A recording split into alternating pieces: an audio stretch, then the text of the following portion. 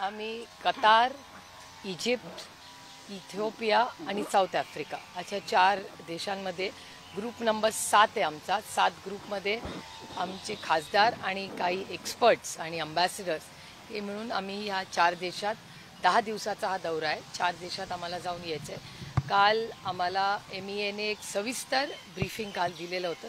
सगळ्याच पक्षाचे सगळेच खासदार होते. सविस्तर ब्रीफिंग घेऊन आज आम्ही दुपारून सगळे कतारला चाललो.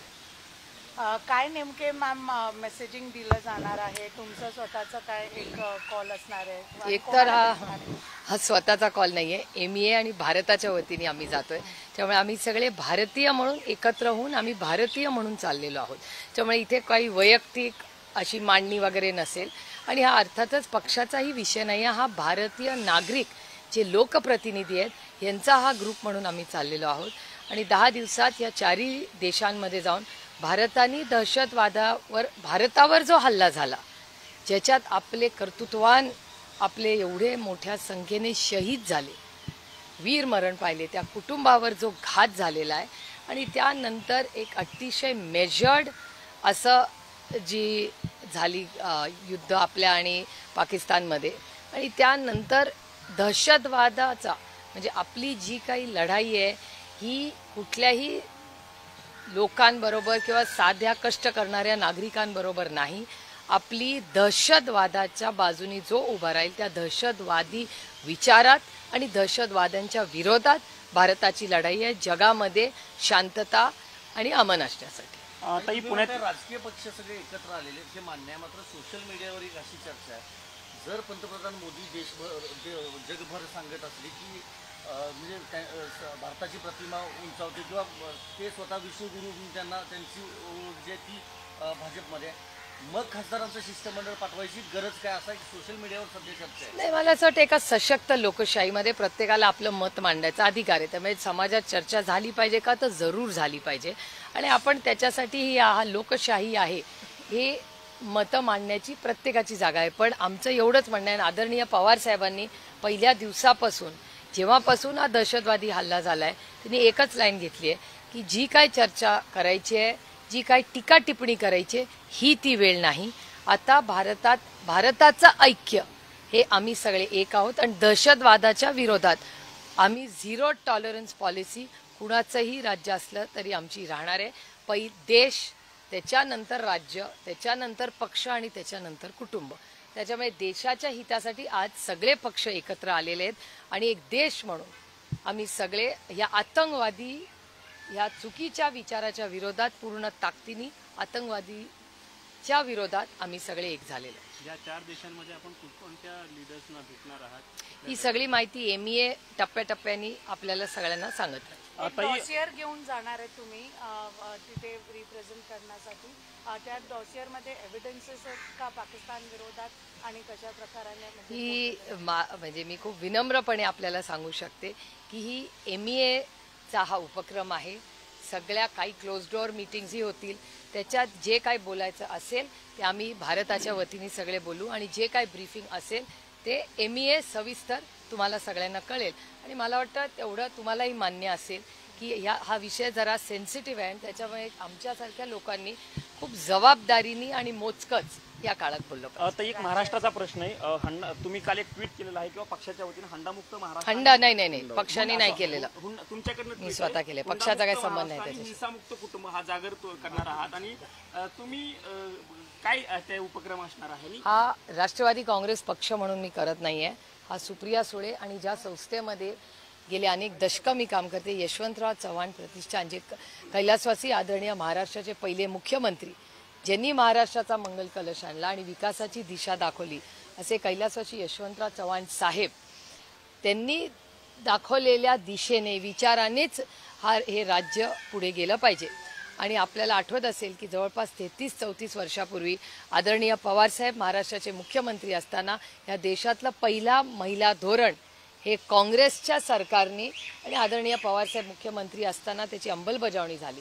आणि अशा इतक्या वर्षाच्या पुरोगामी विचाराच्या महाराष्ट्रात, छत्रपतींच्या महाराष्ट्रात, शाहू फुले आंबेडकरांच्या महाराष्ट्रात 21व्या शतकात इथे तंत्रज्ञान, आता तुम्ही बघा, तुम्ही इथे बसलाय, तुमचा इथून सगळ्या तुमच्या चॅनल्सवर डायरेक्टली माझा आवाज महाराष्ट्रापर्यंत पोहोचतो. एवढं तंत्रज्ञान पुढे पोचलेलं असताना हे गलिच्छ बुरसटलेले विचार जे सुना लेकींना ज्या चुकीच्या पद्धतीने ही जी हत्या आहे ही जी झालेली आहे आणि हुंडा ही प्रथा ह्याच्यात ह्या देशात कायदा झालेला आहे, तरी आज लोक हुंडा मागत असतील आणि आपल्या लेकींना त्रास देत असतील तर त्याच्या विरोधात एक मोठी मोहीम झाली पाहिजे.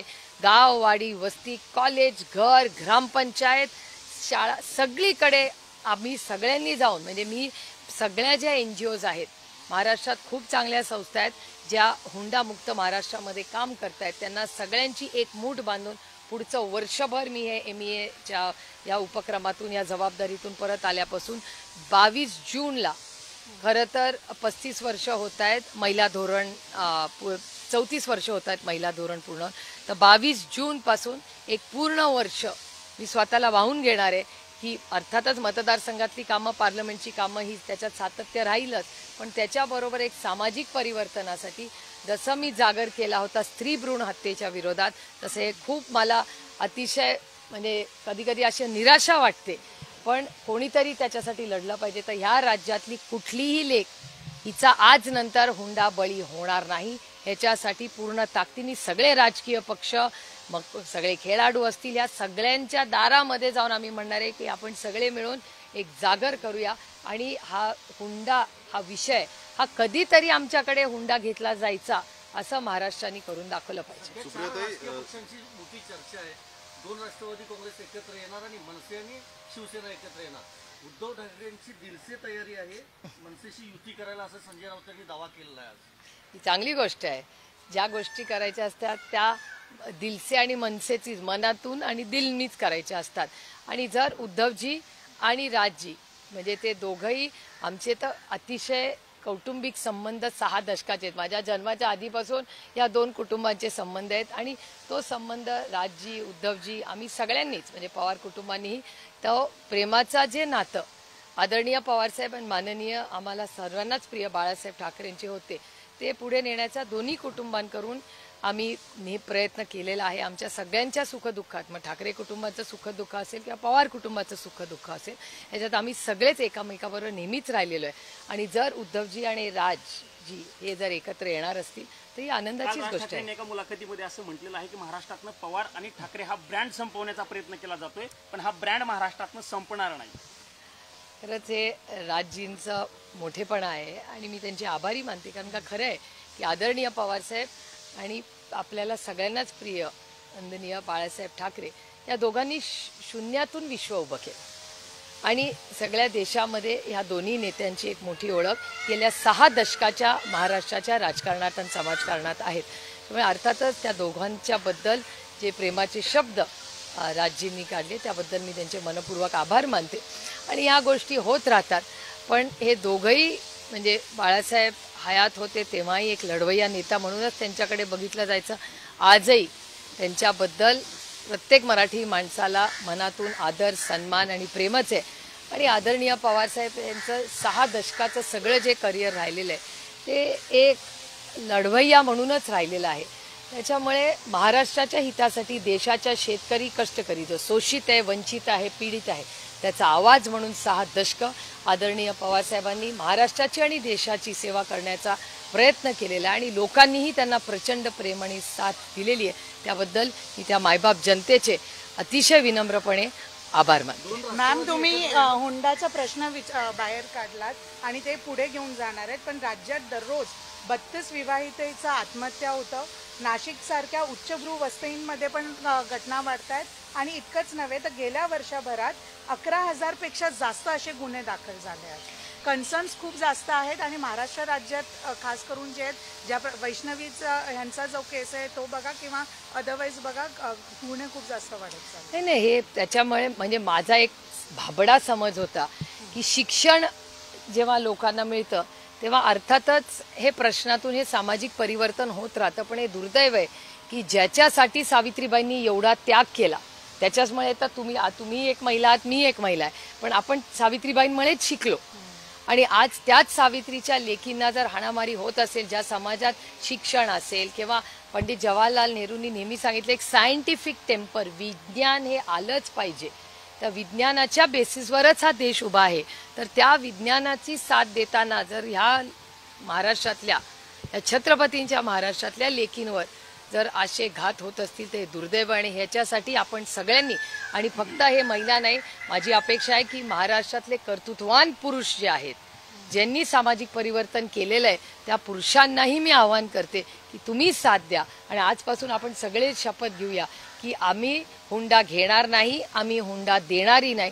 आणि इथून पुढे जिथे अशा हुंडाच्या घटना जर घडल्या त्या लग्नाला आपण सगळ्यांनी जायचं नाही असा निर्धार करूया आपण. रोहिणी खडसेंनी आता एक पत्र लिहिलंय मुख्यमंत्र्यांना की महिला आयोगाच्या अध्यक्षांबदला तुम्ही याच्या मताशी सहमत आहात? नाही, मला असं वाटतं महाराष्ट्रातल्या अनेक लोकांनी एकत्रपणे अनेक पत्र लिहिली आहेत. असं मी तुमच्या चॅनलवर राहते. मला असं वाटतं तो राज्याचा आणि सरकारचा विषय, सरकारने काय कुणाला कुठलं पद द्यायचं तो सरकारचा वैयक्तिक प्रश्न असेल. पण मला एक गोष्ट सांगितलंय ज्याचा उल्लेख मी कालही केला की मी स्वतः माननीय मुख्यमंत्र्यांना पत्रही लिहिलेलं आहे जे आज त्यांच्या ऑफिसला पोहोचेल. आणि मी परत आल्यानंतर माननीय मुख्यमंत्री आणि दोन्ही उपमुख्यमंत्र्यांची भेटी घेणार आहे की महाराष्ट्रात आम्ही हा जागर जो हुंड्याच्या विरोधात आम्ही करणार आहोत त्याच्यात महाराष्ट्रानेही ताकदीने, सरकारी यंत्रणेनेही उतरलं पाहिजे. शाळा, कॉलेज, ज्या ज्या संस्थांमध्ये आम्ही काम करतो त्या प्रत्येक संस्थेमध्ये मी स्वतः जाऊन भाषण करून प्रत्येक युवक आणि युवतीला हुंड्याच्या विरोधात त्यांनी ताकदीने उभं राहिलं पाहिजे हा संदेश आपण सगळ्यांनी एकत्र मिळून केला पाहिजे. 12-13 वर्षांपूर्वी तुम्ही जागर हा जाणीवांचा तुमच्या माझ्या रेकींचा एक उपक्रम काढला होता. तर त्या तो स्त्री भ्रूण हत्येच्या विरोधात केला होता. धर्तीवर राज्यव्यापी हा हुंडामुक्त महाराष्ट्र अभियान असेल का? तसंच करावं लागेल. कारण का गाववाडी वस्तीपर्यंत. पण आता 10-12 वर्षात तेव्हा आम्ही पदयात्रा काढली होती. आता कुठल्या स्ट्रक्चरमध्ये करायचं हे मी आता या ऑपरेशन सिंदूरच्या डेलिगेशनमधून आल्यानंतर त्या सगळ्या कामाला सुरुवात करीन. कारण का एक सिलेक्ट कमिटीचं बिल आहे आता इन्कम टॅक्सचं, त्याचं एक त्या कमिटीवर मी असल्यामुळे त्याचंही काम चाललंय. वन नेशन वन इलेक्शनचंही काम चाललंय. त्यामुळे ह्या सगळ्या आणि मतदारसंघ, येणारा पाऊस, खरीप, आता शेतकऱ्यांना खूप अनेक ठिकाणी पाऊस झालेला आहे, त्यांना निधी मिळाला पाहिजे वेळेवर, कर्जमाफी झाली पाहिजे, ही अतिशय महत्त्वाची आव्हानं राज्यासमोर आहेत. पण त्याचबरोबर हा हुंडाबळीचा विषयासाठी वेळ काढून कॉलेजेसमध्ये जाऊन सगळ्यांनी एक मूव्हमेंट. आणि 10 वर्षापूर्वी जेव्हा मी तो उपक्रम केला तेव्हा सोशल मीडिया नव्हता. त्याच्यामुळे आपण सगळ्यांनी सोशल मीडियाचा वापर करून काही ॲक्टिव्हिटीज घेता येतील का शाळा आणि कॉलेजेसमध्ये. कारण का हा विषय फक्त सिनियर लोकांचा नाही आहे. त्या घरातला मुलगा जर म्हणला की हो मी या मुलीशी लग्न करीन पण हुंडा घेणार नाही, लग्नाचा खर्च हा आम्ही वाटून घेऊ आणि कमीत कमी खर्चात लग्न कसं होईल, म्हणजे कुठल्याही मुलीला स्त्री भ्रूण हत्या का होते. कारण का अनेक वेळा असं वाटतं की लेकीच्या शिक्षणाचा, लग्नाचा खर्च, हुंड्याचा खर्च असे सामाजिक विषय. पण ह्या सामाजिक विषयामध्ये अहो मेट्रो येईल, माझा विकासाला विरोध नाही, इन्फ्रास्ट्रक्चरला आता नाही, इन्फ्रास्ट्रक्चरची गरज या देशाला. पण ज्या इन्फ्रास्ट्रक्चर करताना मोठे रोड्स होतील, मोठी मेट्रो होईल, पण तिथली जर वैष्णवीला घरामध्ये हाणामारी होत असेल आणि तिची जर हत्या होत असेल तर आपण सगळ्यांनी एक समाज म्हणून एक 5 मिनिटं थांबून आत्मचिंतन केलं पाहिजे की आपला देश आणि आपलं राज्य हा यशवंतराव चव्हाणांचा महाराष्ट्र कुठे चाललाय. लाडक्या बहीण योजनेसाठी आदिवासी मंत्रालयाचा जो निधी आहे तो वळवण्यात आलेला आहे. साधारणतः 35 कोटीपेक्षा जास्त हे मी तुमच्या चॅनलवर आज सकाळी पाहिलेली ही बातमी आहे. मी ऍक्च्युली माहिती काढायला लावली आहे. कारण का अनेक वेळा असं होतं की जो निधी असतो तो त्या डिपार्टमेंटचा असतो, तो एका स्कीमसाठी त्यामध्ये वळवला जातो. त्यामुळे एक्झॅक्टली 2 डिपार्टमेंटचा इश्यू आहे हा, आदिवासी आणि सोशल जस्टिस. या दोन्ही डिपार्टमेंटच्या निधीबद्दल माहिती काढण्यासाठी मी पत्र लिहिलेलं आहे दोन्ही डिपार्टमेंटला. भाजपनं स्थानिक स्वराज्य संस्थेच्या संदर्भामध्ये रणशिंग फुंकलेला आहे आणि निधी कमी पडू देणार नाही, जिथे जागा जिंकण्याची शक्यता आहे असं सुद्धा सूचना देण्यात आलेल्या आहे. साधारणपणे जे सत्तेमध्ये असतात ना ते या गोष्टी केल्या जातात आणि त्याच्यामुळे निधी जिथे आपला कॅन्डिडेट आहे किंवा आपली ताकद आहे, आपलं येण्याचं सीट आहे, अशा गोष्टी होत राहतात. त्याच्यामुळे आज भारतीय जनता पक्षाची ताकद महाराष्ट्रात तर 1 नंबरला आहे. आता मतं त्यांना पडलेली आहेत आणि आपल्याला कबूल केलंच पाहिजे, मान्य केलंच पाहिजे, कारण काही वास्तव आहे. त्याच्यामुळे अर्थातच या पुढच्या काही इलेक्शनच्या महिन्यामध्ये अशा घटना आपल्याला दिसतील. मला काय फार त्याचं आश्चर्य वाटत नाही. दोन्ही राष्ट्रवादी एकत्रित येणार नाही आता त्याची चर्चा आदरणीय पवार साहेबांनी त्यांना दिलेल्या इंटरव्ह्यूमध्ये त्यांनी सांगितलेली आहे. आणि त्यांनी सगळे दुर्दैव असं की सगळ्यांनी तो पूर्ण इंटरव्ह्यूच वाचला नाही. त्यांनी सांगितलं की हे सगळे नंतर निर्णय घेतील. आता तो कधी घेतील याची काही टाईमलाईन त्यांनी सांगितलेली नाही. त्यामुळे चर्चा होत राहतील. कुठल्याही राजकीय पक्षांमध्ये चर्चा ही झालीच पाहिजे, कारण काही सशक्त लोकशाही आहे. एका सशक्त लोकशाहीमध्ये दोन पक्ष बोललेच पाहिजेत. म्हणजे भारतीय जनता पक्षानेही सगळ्यांशी बोललं पाहिजे आणि विरोधी पक्षांनीही सगळ्यांशी बोललं पाहिजे. आणि म्हणूनच हे ऑपरेशन सिंदूर मध्ये काल जी आमची सगळी जी खोली होती तिथे पक्ष म्हणून आम्ही कोणी गेलो होतो, आम्ही लोकप्रतिनिधी म्हणून भारतीय म्हणून गेलो होतो. त्याच्यामुळे बऱ्याच अशा गोष्टी असतात ज्या देशाच्या हितासाठी अनेक वेळा सगळे पक्ष चर्चेला एकत्र येतात, म्हणून लगेच काही निर्णय होतो असं काही नाही. हिंदी में मैम आप रिप्रेजेंट कर रही हैं, डिफरेंट कंट्रीज में जाएंगी, क्या एक मैसेज लेकर जाएंगे और कौन से ऐसे डिफरेंट कंट्रीज हैं जहाँ पे आप विजिट कर रही हैं? हम दोहा जा रहे आज. हमारा 7 नंबर का ग्रुप है, वो दोहा जाएगा आज. उसके बाद हम साउथ अफ्रीका जाएंगे, इथोपिया जाएंगे और उसके बाद कायरो जाएंगे. तो 9-10 दिन का ये दौरा है. उसमें 4 देशों में जाके वहाँ के जो महत्वपूर्ण लोग हैं उनको दहशतवाद, जो हल्ला भारत पे हुआ है, वो भारत पे जो अन्याय भारत पे हुआ है और उसके बाद जिस तरह से भारत ने जो एक्शंस ली, जो मेजर्ड रही है, उसके बारे में जो वास्तव है, जो सच्चाई है, आतंकवादी जो आए थे उनका जो वास्तव है वो पूरी दुनिया को बताने के लिए हम सब